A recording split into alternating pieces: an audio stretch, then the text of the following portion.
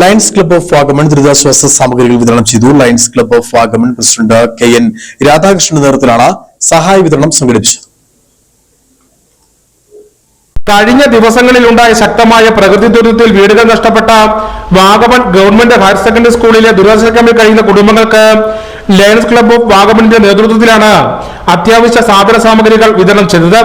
കമ്പിളി, സെറ്റർ തുടങ്ങിയ ദുരിതബാധിതർക്ക് ആവശ്യമായ സാധനങ്ങളാണ് ക്യാമ്പിൽ എത്തിച്ചു നൽകിയത്. ലയൺസ് ക്ലബ്ബ് പ്രസിഡന്റ് KN രാധാകൃഷ്ണന്റെ നേതൃത്വത്തിലാണ് സഹായ വിതരണം സംഘടിപ്പിച്ചത്.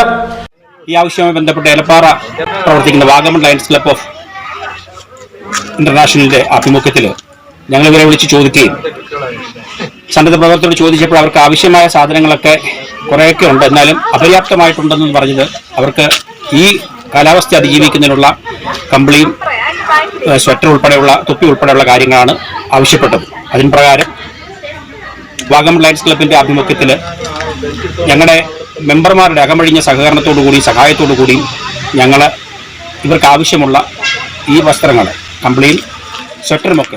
ചടങ്ങിൽ club secretary Naveen G Thampi, ഭാരവാഹികളായ ഷാജി ജക്കബ്, പ്രദീപ് കുമാർ, രാജു ചന്ദ്രശേഖരൻ, അജിത് ടി തുടങ്ങിയവർ പങ്കെടുത്തു.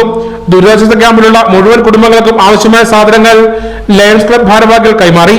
News bureau, Peermade.